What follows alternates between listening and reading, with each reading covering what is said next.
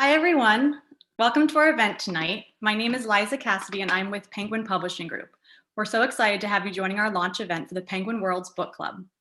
Before I turn it over to our fantastic authors, I have just a few housekeeping items to touch on. As a reminder, please keep your audio and video muted throughout the event. For the best viewing experience on a computer, we suggest finding the Gallery View button in the upper right-hand corner of your Zoom window. Once in Gallery View, hover over any of the black tiles with a name on it and click on the blue ellipsis that appears. Then click on Hide Non-Video Participants, and this should clear up your screen so you only see me right now. If you're on a mobile device, you can swipe left to access Gallery View, and you can hide non-video participants by tapping More and going into your meeting settings. This viewing experience will clean up your screen so you only see our speakers once they join us, which I'm going to ask them to do now. Jim and Pat, please start your cameras and microphones and join me on the digital stage. Now, while I'm sure these speakers need no introduction, I'll give a short one while they're getting settled. 2020 marks the 20th anniversary of tonight's book club pick, Stormfront, the first in the #1 New York Times bestselling Dresden Files series. And what better way to celebrate such a milestone than the publication of 2 new Dresden novels this year? The first, Peace Talks, goes on sale July 14th, and the follow-up, Battleground, goes on sale just 3 months later on September 29th. You can find pre-order links to both books in the chat. Jim will be in conversation tonight with another #1 New York Times bestselling author, Patrick Rothfuss, the author of the King Killer Chronicles. Pat also runs World Builders, a book-centered charity that has raised more than $6 million for Heifer International. Links to purchase Pat's books and to World Builders can be found in the chat as well. And one last reminder, please stay tuned until the end of the event to find out what our next Penguin World's Book Club pick and author will be. And now, without further ado, I'll turn it over to Jim and Pat. Hey there, Jim. Hey, man, how you doing? Pretty good. Good.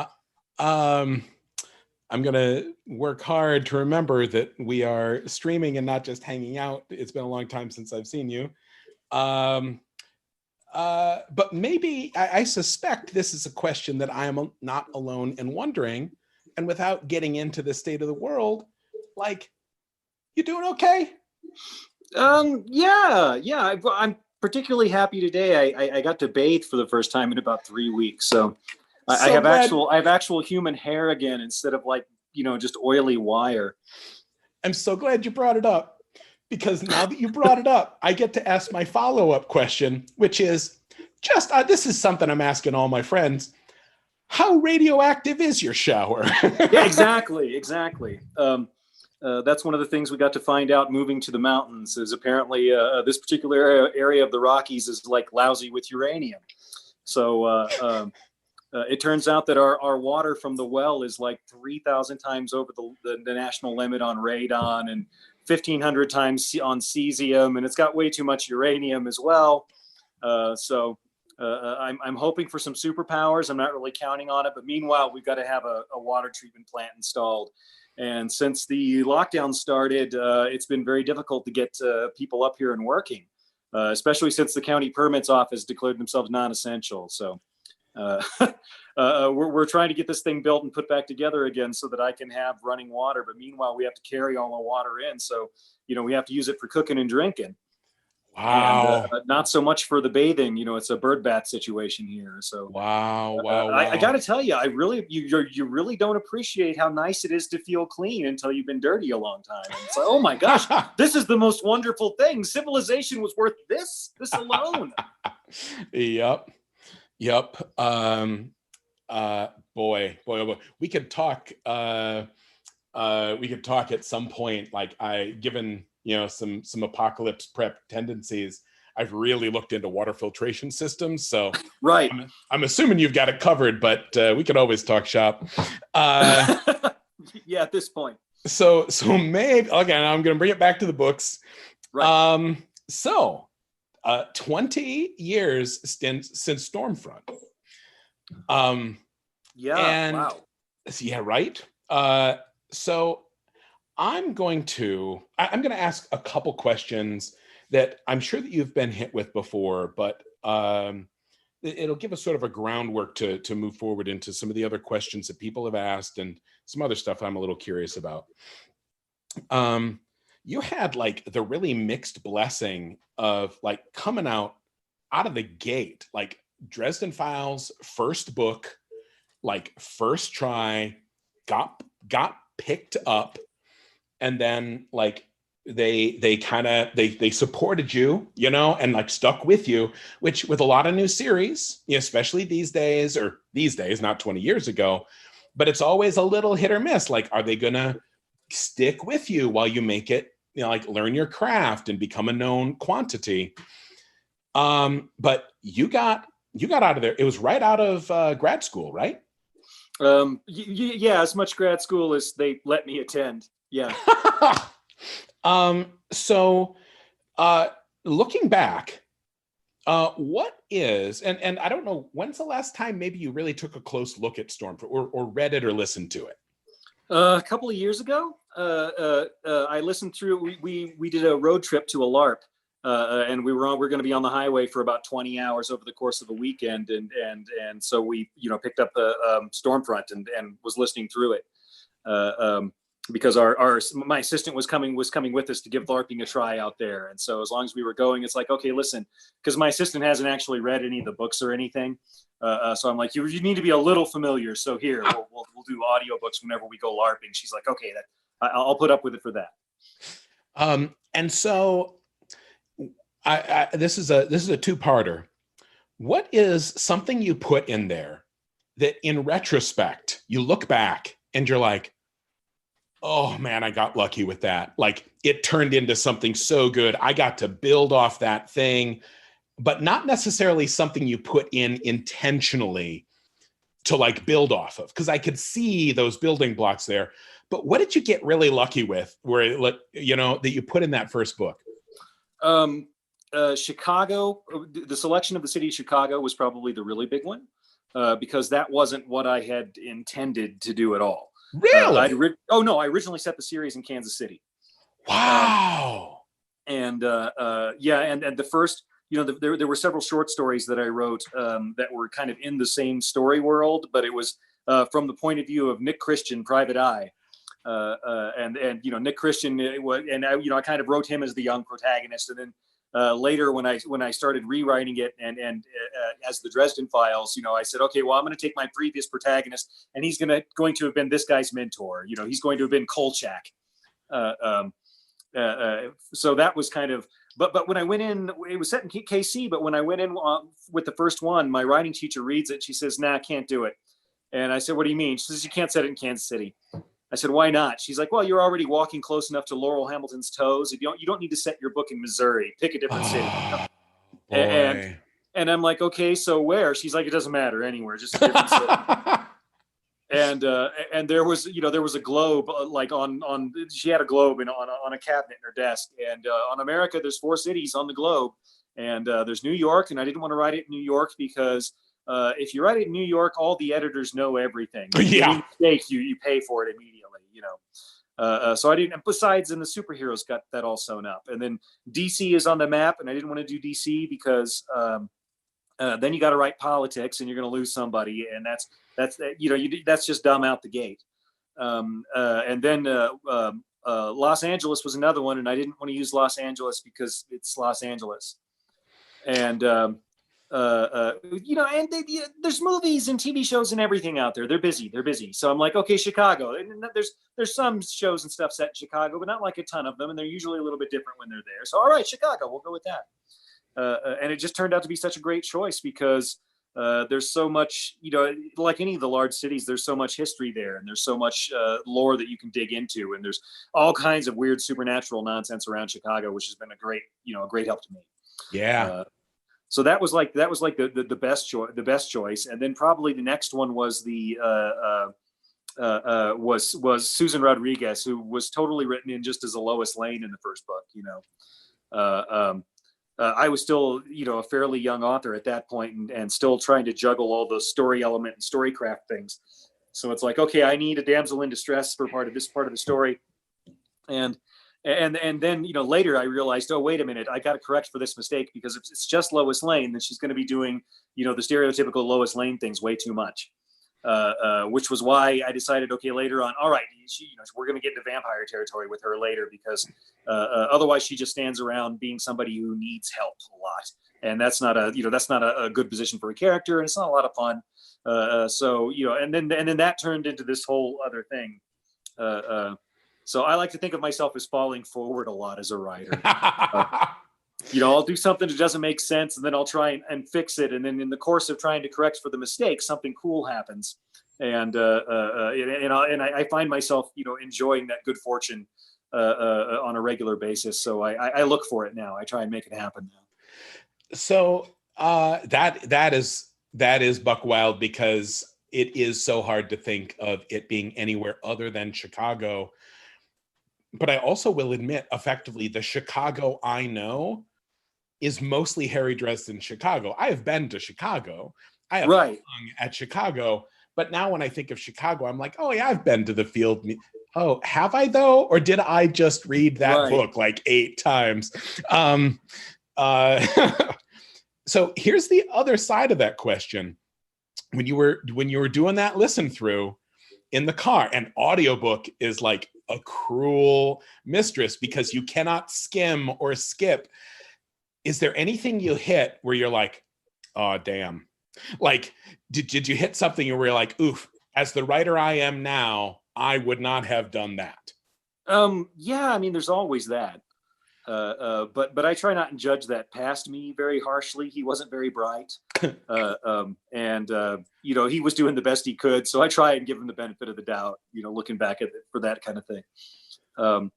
What I do find, what I really enjoy about the audiobooks is when the reader, and it's James Marsters for Dresden.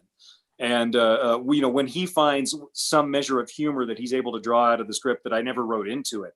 Yeah. And I don't get the joke until he reads it and delivers it. And then I find myself bursting out laughing at something I wrote myself because I didn't find it there, but he did, that's always a fun experience. I always enjoy that. Well, and that was one of my other questions is like, how on earth did you get James Marsters? Now I know that you personally didn't get him, but also the hell, like, how did that happen? They called an audio company called me up one day, and I think I had book 4 had just come out, and they called me up and they said, hey, we want to do an audiobook of Stormfront. And what I heard was, we want to pay for your family's health insurance for 6 months. Yeah. And I said, yes, okay, I agree to these terms. And then they called me back several weeks later and they said, we want to get Spike from Buffy to play it. And I think we were just in the middle of about season 5 of Buffy when that started.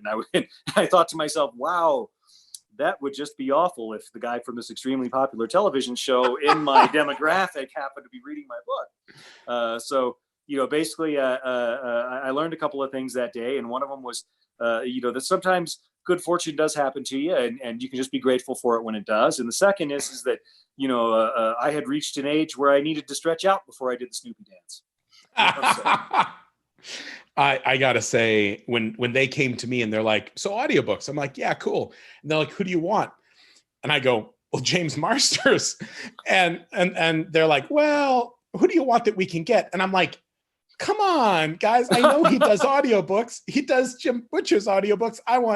And I realize now it would really do my head in, because Marsters, in his non-Buffy accent, he is the voice of Harry Dresden to me now.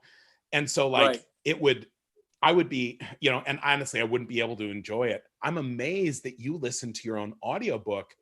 I tried once and I just started to sweat and I had to stop.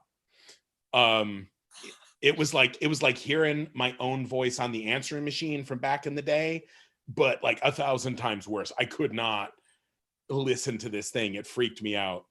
It's just possible that you judge yourself a little harshly. Oh yeah, I mean just a bit. I mean, just saying. Okay. So, and just so everybody in the chat knows, we've got a list of questions from y'all too. But right now, this is my time. I get to ask all the questions I want to ask. And the next of which is, one of the things that I really that I really have enjoyed is in a lot of, I mean, you're a gamer, so you're familiar with power creep in a game. So like I mean, most of us start out in D&D and you're a first level whatever, and you're fragile as a reed, and then you get a couple of levels and you kind of feel like a badass, and then you get a few more levels, and pretty soon you're level 15, level 16, and like there are titans striding the earth that do not worry you, and you can just, you're just a monster of a character, and nothing can threaten you in the way that it used to. And at that point, the game falls apart. Because that sort of game is predicated on like the only threat and challenges are combat. Now, of course, there's way more going on in Dresden than just combat. Although I will say straight up, I think you probably write the best action scene of any author living. So what happens in Stormfront is you start with somebody who can straight up do magic, and that's cool. And their magic is like pretty cool magic, but also it's very manageable.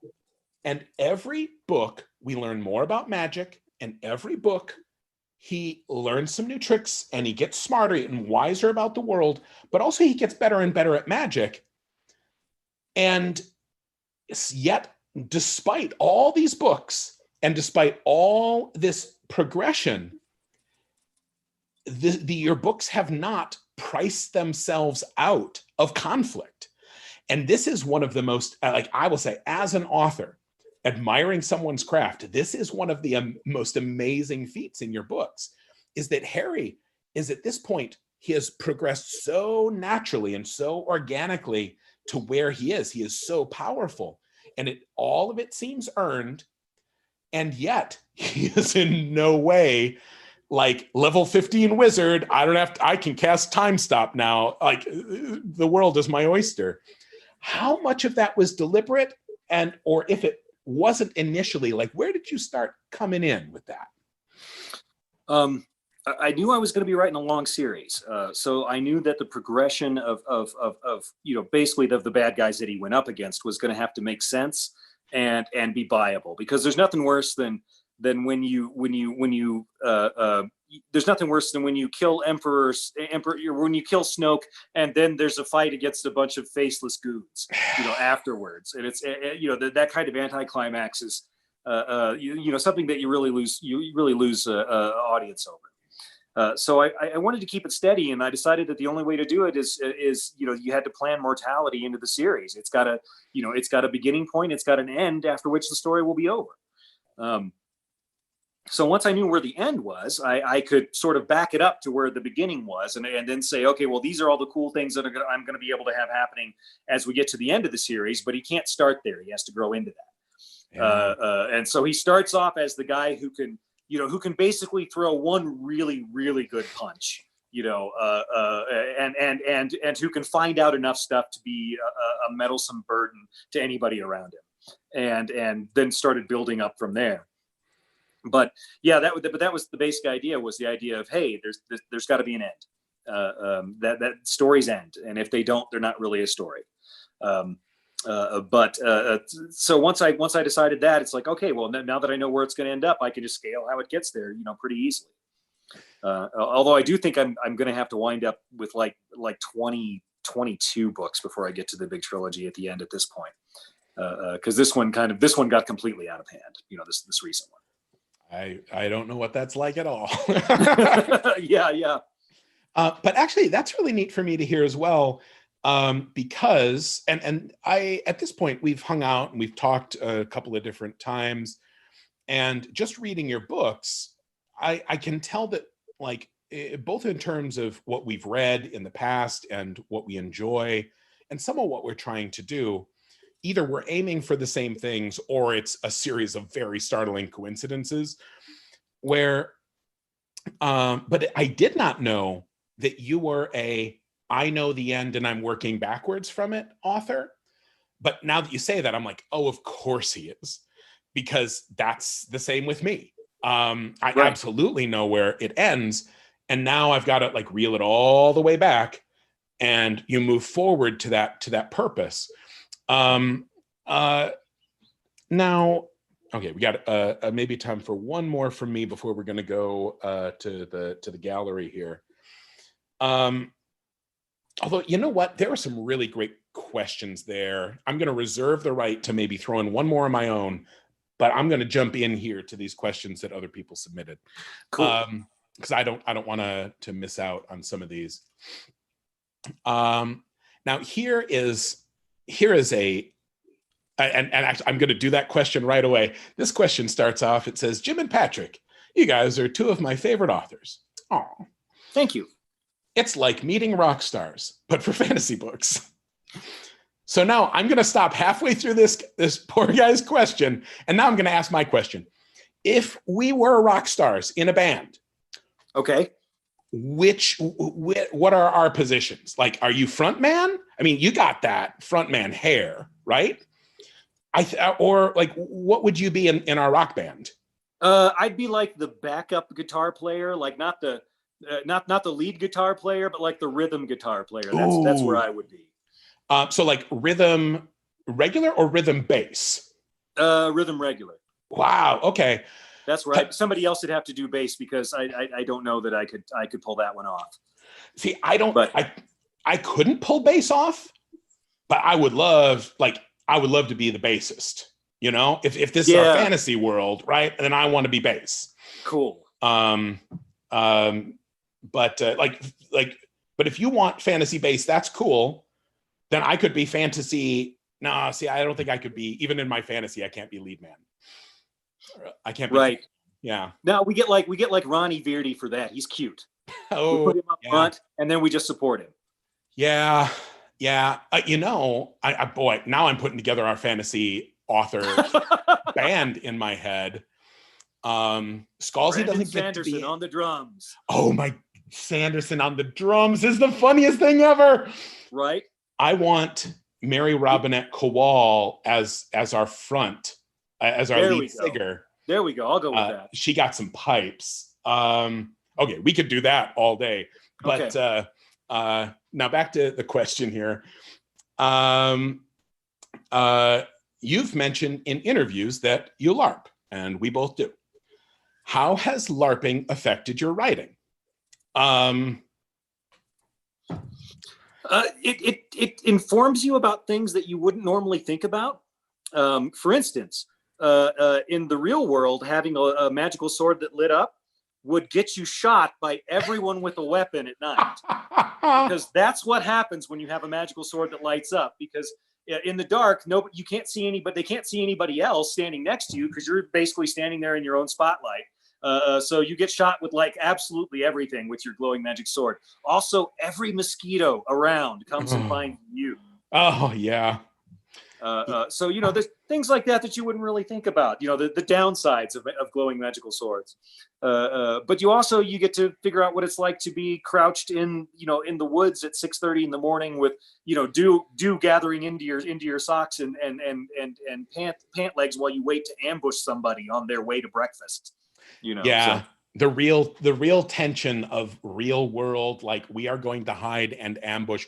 Or I remember once that somebody had dressed up as an ogre and they were moving around and we were there and we were like, let's just be real quiet here as this thing moves through the trees. And I'm like, you know what? If we don't fight, I'm not cruising for XP here. It's like, if that's an ogre, here I am in my actual human body, which I am happy about. I like my human body in this shape, and I do not want to attract the attention of an ogre. 65 XP does not seem worth it. I will say one thing that I learned very early, and I don't know how much it impacted my writing, but me and my then roommate, we were making our foam weapons. Ugly foam weapons, but functional. And we had finished them. And when you finish your first foam sword, right, you want to go outside and like wail away at it. And I have done a kind of a strange amount of martial training. but it's all with weapon. It's either Tai Chi sword or fencing, which is to say not eminently practical swordplay. And also my friend is just good old dyed-in-the-will computer nerd. And so we have our swords and we're just like whacking away at each other and we're both feeling fancy. And what we decide at the same time, you know what would be badass is if I did a complete 360 spin, and this obviously will startle my opponent and I will catch them. They will never expect me to start on this side and end up on that side. And except we both did it at the same time. And so we both turned our backs and started to move and come at each other. And we turned around and banged our heads together without seeing each other and fell to the ground like wailing and nearly unconscious. And I would pay $1,000 to have someone go back in time and video it. But that's what I learned from LARPing is any professional fighter faces their opponent at all times. Yes. Yeah. Yep. And even the dumbest of showboaty dumbasses would never, ever try to do a fancy swirling behind the back anything. Why would you do that? Right. Okay. How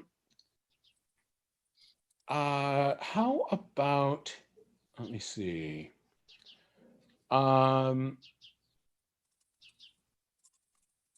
Oh, now here's a good one about the craft. How did you balance introducing enough of the wide world that you've created in Stormfront to sort of satisfy the readers without overwhelming them with all of the complex mythology that would eventually come in? And this is the classic, effectively, how do you not front load an info dump in that book? Well, a lot of it was thanks to the fact that I didn't really know what I was doing.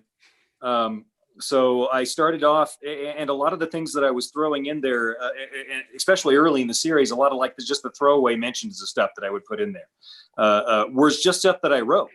And I don't know why I wrote half of it. You know, it was just because it seemed like that would be the right thing to go in there. And I'd actually had that was actually a piece of advice I got from Roger Zelazny before he died. He was at a writing conference in Oklahoma, and I was like, well, if you got one piece of advice you want to give to a new writer, what is it? And I was expecting some kind of basic, write more, put your butt in the chair more, pay attention to your basic crafts. And what he said instead was, if you ever run across something that you just find yourself wanting to write and it seems like a throwaway nothing and it's probably going to be harmless anyway, go ahead and throw it in there. Your brain's got a good idea for that down the line. It just hasn't told you what it is yet. Yeah. And so that's what I found myself doing as I proceeded with the story. Was when I was filling out the various character arcs and so on, I would go back and look earlier and say, well, what are some of these throwaway lines that I wrote and how can I tie them in?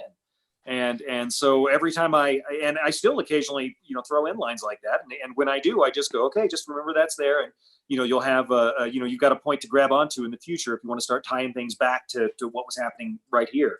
And that's always just one of the most satisfying things, I think, in a story where, especially in a long-term story, where your readers are reading it and they go, oh, yes, this thing that I read, 12, 20 years ago is suddenly viable with what's happening right now. It's like, yes, that is how history works. All these things that were happening a long time ago are affecting us today. Are super relevant. Yeah. I think one of the benefits that I always think of those as loose threads. And yes. Like if you're sewing, if you're making clothes, like loose threads, very bad thing. And I know a lot of writers look to write like a perfectly tight story, where like everything is tied up and everything connects and everything is self-contained. But honestly, I think readers, whether or not they're conscious of it, actually something in the mind rebels against that, because the truth is real life is messy. And sometimes you meet somebody and they say something and then nothing ever comes of it. And that's the real world. So I remember once I read a book and I loved it. And then I read it again later, and I'm like, hold on. Every single character with a name in this entire book, as this person travels the world, every single named character that they've met shows up to fight the final baddie at the end. And I'm like, this feels dumb and fake. The first time through, it felt exciting. But the second time, I'm like, I don't care if you're the prophesied, whatever. Like, this is plasticky and weird. And all my verisimilitude is thrown. Whereas like all of those, like some looseness and things that aren't resolved, to me, the reader, again, you need good resolution, but then a few things floating out there, it sort of makes things feel more genuine in terms of the world building and the characters' lives. Well, I think it's about field of focus. When you're looking at something, when you're studying something, the way the human eye works is that you're only really focusing on that thing that's kind of in this circle, like right here. That's the part that you actually focus on. Everything else around it sort of drops into the background and to sort of blurry. So whenever I'm writing, I know that I try and make sure that I keep things as tight as possible in this field of focus right here. But the stuff that as you go out to the periphery, the further out you go, the more, the less consistent you have to be, because, the reader's never going to see that with the same clarity as they are the central portion of the story, just because they're not focused on it. Yeah. Yeah. Gosh, these are good questions. Here's a simple one. Have you considered writing a story about how Harry met Toot Toot?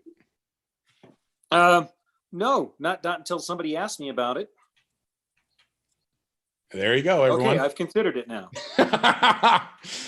How did that happen? Now I'm thinking about it. I'm thinking about it too, since I saw this question. Yeah. I gotta just talk to the audience here for a second, because there are certain perks to being an author. And one of, in my opinion, the very best perks is the fact that sometimes a book is about to come out and you hear about it. And you know that you're going to have to wait for a while, because that's what you have to do. You have to wait for a book to come out. And then you're like, wait, I know a guy. And you get to look at that book early. And I try not to abuse this power.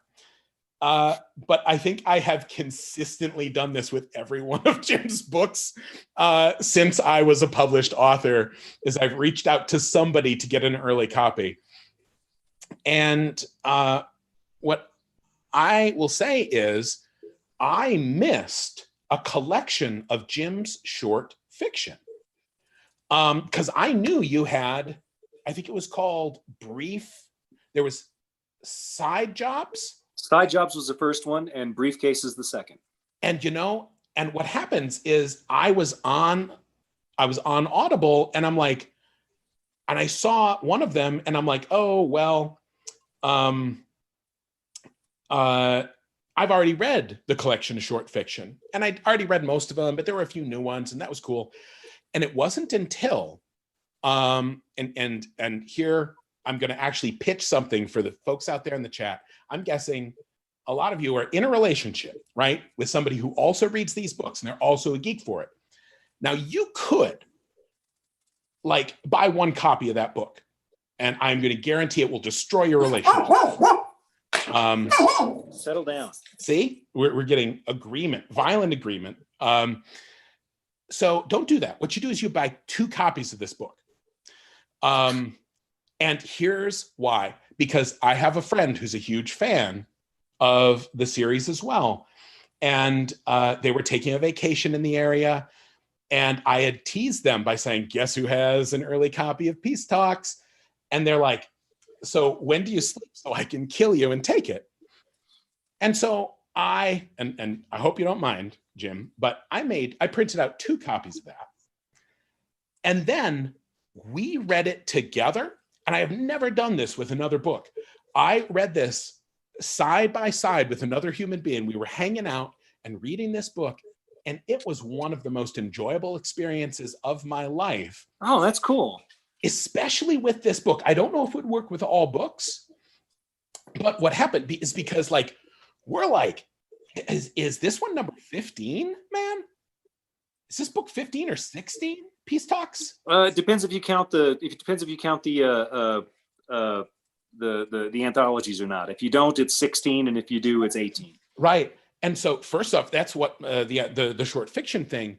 She's like, oh, da. And I'm like, hold on, I didn't read that story. She let me know that I'd missed the anthology. So first, I'm telling all y'all in the chat, there's 2 collections of short fiction, and you, for real, by law, have to read both of them before you read Peace Talks, or you will go to jail. You'll go to jail and you'll stay there because you will have done a book crime by not reading all of that stuff because you need it before. I'm pretty sure that's not true. But also then buy 2 copies of this book and read it with somebody that you love or can tolerate, because as you're going through it, you will hit a point and you will go, oh my God. And if there's nobody there to share that with, that's fine. You have that moment yourself. But if you're reading in lockstep, it turns out me and this friend read almost at exactly the same pace. So sometimes like they would be like a paragraph ahead. Sometimes I'd be a paragraph ahead. And so we would be like, and we'd look at the other person and wait for them to hit it. Guys, it was the best. It was the best. And even, I will say, if you don't have someone to read it with, I would still buy 2 copies and then go somewhere public, because the pandemic is screwing up this plan. And then put the book 6 feet away from you outside and then sit there and wait for someone to come and pick it up, and you will nod at them and they'll nod back at you because they'll have seen this stream. And then you just start reading and you will share this moment in a socially distant, but spiritually close way. This is my advice I'm bringing to you. And that it makes me think of it because like all of those little interstitial stories filling in the backgrounds of these characters are just so good. How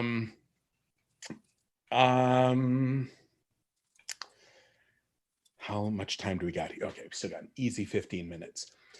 Here's just a fun one, not book related. What do you do for fun? It does say, what do you guys do for fun? So I'm assuming it's both of us. But you first. What do you do for fun?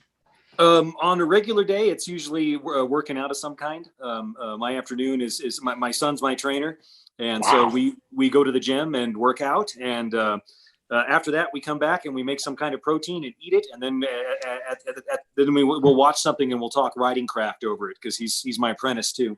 Oh, sweet. And so we've like lately we've been sitting and going through Avatar: The Last Airbender and talking about all the writing, all the excellent writing that was done in that show, for example. Yeah. But we'll sit down and watch like good stuff and bad stuff and just sort of discuss it. And this is why it worked or this is why it didn't work. He's got a weird brain. He comes up with lots of weird things that I would not think about. He's going to do great. Yeah. What do I do for fun? I mean, I hang out with my boys. That's usually the best part of my day. When I get to hang out with them. Mine are younger. My littlest is now 6. My older is 10. And 10. He's starting to lip off to you now. Actually, I'm waiting. I know, like, it's on the horizon. The like, I never asked to be born, and a slammed door. But like right now, like, here's something we did for fun. Beltane was just around, and so I went to the boys, and I'm like, it's Beltane tonight. Do you want to make a fire? And they're like, yes, fire, please. And I go, and they're like, what's Beltane? I'm like, well, it's a holiday that is celebrated by certain people. Traditionally, it's Celtic. Beltane means bells, fire. It's about fertility and whatever. And some people make wish boxes. And then you wait, because I am a storyteller and I know what happens next is they're like, oh, wish boxes. And it's like, well, you put something, you make a box, or you take a box and you decorate it and you put things in it, and then you put it in the fire along with your wishes. And it's sort of like something you're hoping for in the coming year. And I'm like, this is a fun activity. like I am not a standard, but a good dad. We are doing a craft together. I am teaching them dark magics, which I feel is very important. And so we did it. And my older boy, one of his wishes that he wrote is to have a good year with more happiness and hugs. Right? Oh my gosh. Yes, right? Oh my God. Yeah. Right? Right? Stab me in the heart, kid. Oh my God. Right? Oh, my boys. That's what I do for fun, folks. I hang out with my kids.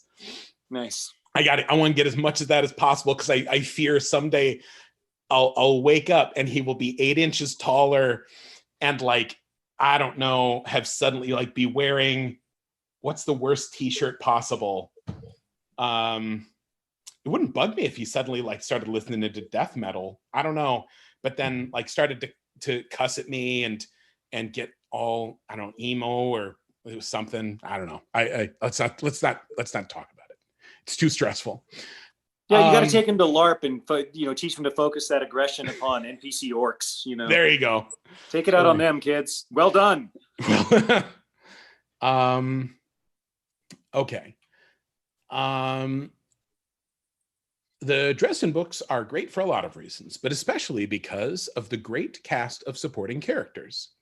How have some of those characters changed from your original vision or idea as they've grown throughout the books? Oh gosh. Well, we already talked about how Susan did. She kind of went from from love interest / object of rescue to somebody who was much more involved and much more vital in the story in a number of senses.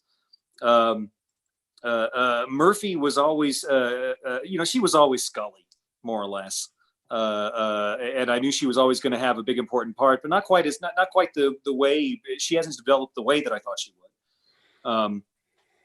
The big one was Butters.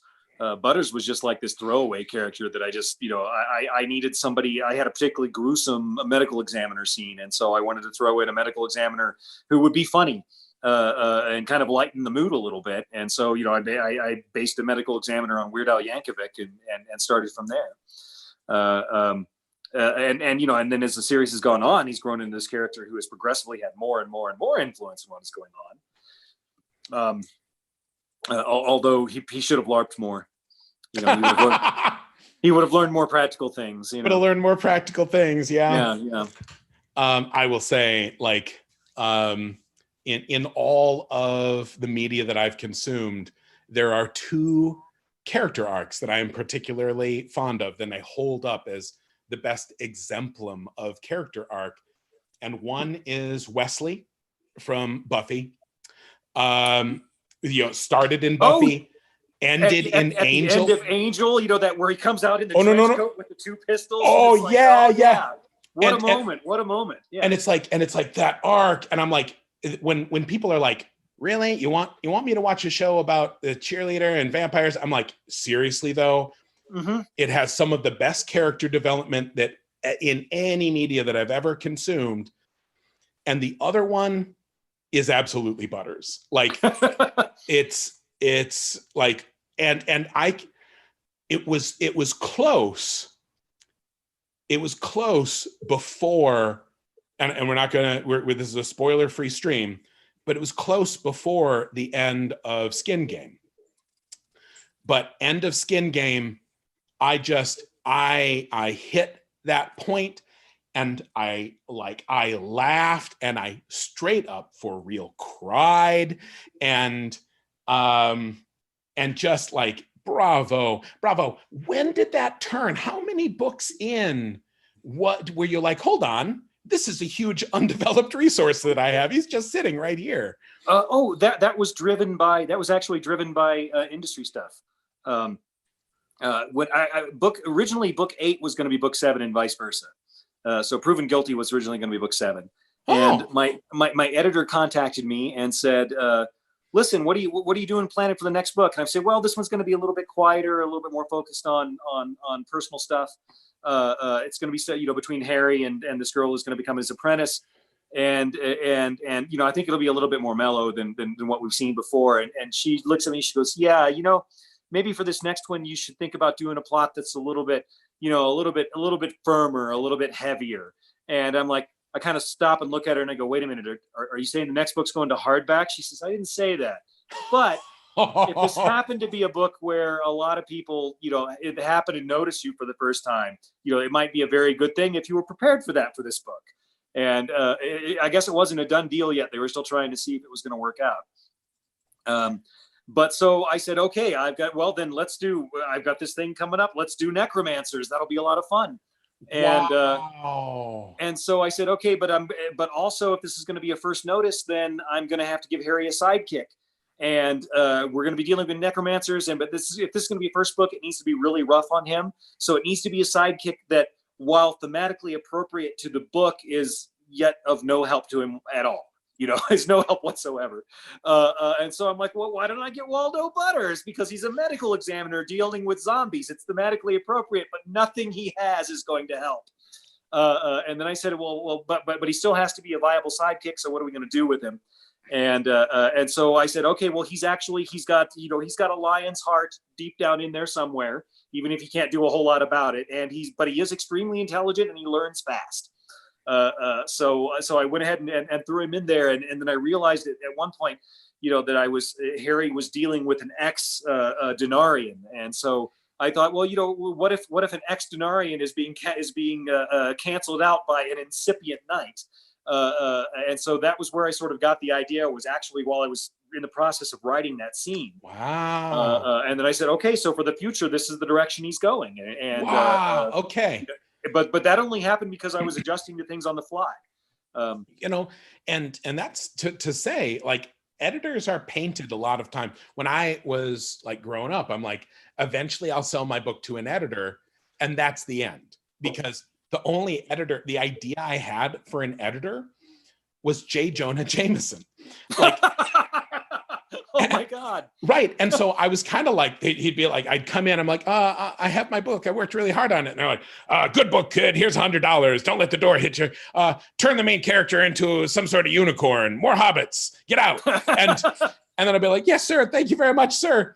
Like, editor's advice, you know, like a lot of times if you're forced to make a choice or you're forced to add something, it doesn't ruin things. It's just, you know, it gives you a more rugged terrain to drive your dirt bike on. That's your weird analogy of the day. Like, if they're like, hey, sexy this one up. One of my editors, one of my comments was very early on, before I had an editor, but a professor said, okay, wherever you are in your book right now, make something happen. And I wish I could name the chapter, because I won't do any spoilers for my book either, but it was directly after that in my book that Kvothe goes to Tarbean, if that makes sense. Mm-hmm. So like what I made happen absolutely changed his entire everything. Right.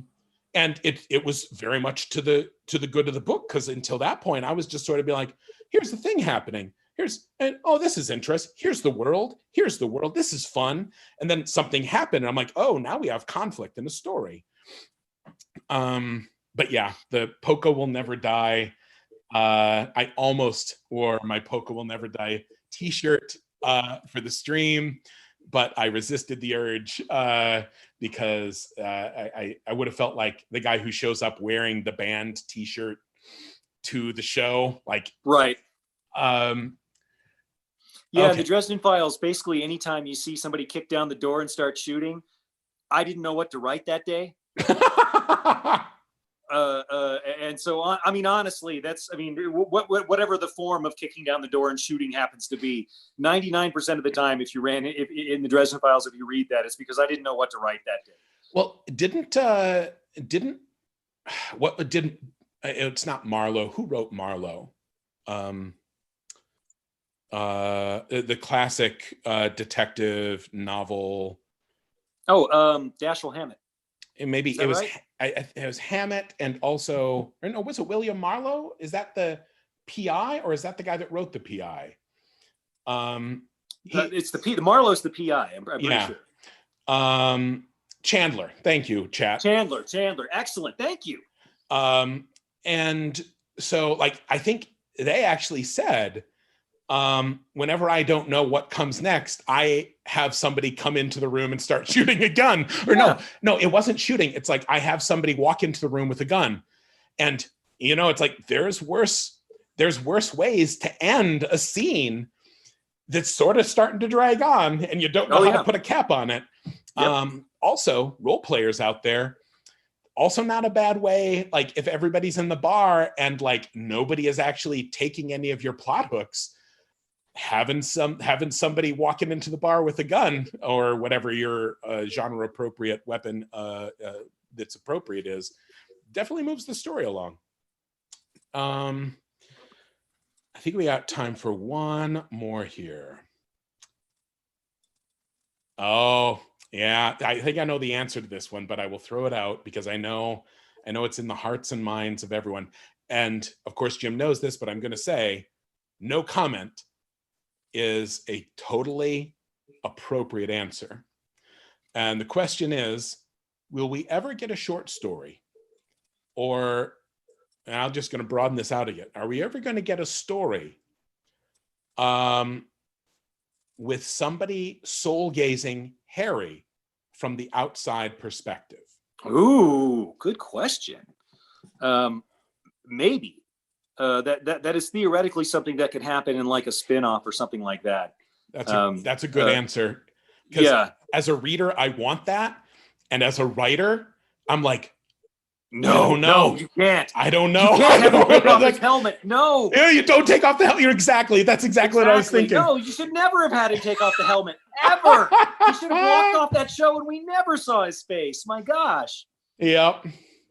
And see, everybody in the chat wants it. I want it because everybody who sees Harry, they walk away from that like just shook, like down to the middle of their bones.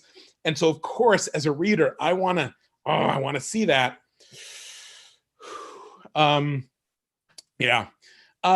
So now we are at 3 minutes to the hour, and everybody, first off, Jim, it is a delight, and I will. Oh, it's always a pleasure, man. And I will say here, there is another question that we can slide in real quick. When you're relaxing with a friend that's a fellow author, or maybe having a drink, what do you folks talk about? Is it work constantly, or do you feel the need to step away from the Dresden verse or Temerant? And so I'll say, this conversation isn't that different from like a couple of the time that Jim and I have hung out. We just hung out talking. Yeah. Because like, I'm a huge fan of his stuff and we talk about other stuff too, but like, it is like this because I'm like, really, radioactive shower, tell me more. But yeah, what's your experience like, with other authors? What's the mix? Usually we'll sit down and like talk about, the stories that we've loved a lot of the times. We'll talk about, the old writers have gone by, sit down and start discussing Amber and how you might do Amber differently now. Yeah. So I've been rereading Zelazny lately. So. Yeah. Well, as soon as you brought up Zelazny, it was a pure effort of will for me not to say, you got to meet Zelazny. I was ready to go to the Gen Con where he was guest of honor. And that was the year that he passed away. Right. And, but like, yeah, he was so smart. He's one of those people that made me feel dumb. I've met about half a dozen of them and 3 of them were at NASA. So. Yep. But Zelazny, like, so yeah, that's the big thing is like, if I sit down, we do still talk about books. Sometimes we talk about each other's. We don't, for the most part, talk about our own. That's a bit of, in my experience, talking about other people's books shows that you love to read. Talking about your own books maybe means that you are a little bit too much up your own ass to be a good part of a functioning social circle. Maybe. Which I mean, I will talk about my own books, but just not to the exclusion of all other things. Right. So yeah, that's a good question. And now in the final minute, I will give the surprise news that I've been instructed to give. It's actually in quotes. So what I am reading now is in quotes. I'm going to do my best radio announcer, rest directly into the microphone voice. Thank you for joining us, everyone. The next Penguin Worlds pick will be Hank Green's An Absolutely Remarkable Thing. A link to register will appear in the chat. It's a great book. I was one of Hank's beta readers and I blurbed it, and it's a delight. So pick that up and show up for the event. So again, Jim, thank you. As always, it's such a treat to get to see you and hang out. And congratulations on your life being a little less radioactive. Well, it's not less radioactive yet, but soon.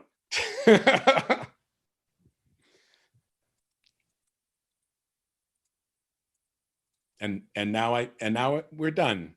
Maybe. Are we done? I don't know if we're still live. Now we just smile grimly into the camera. Yes.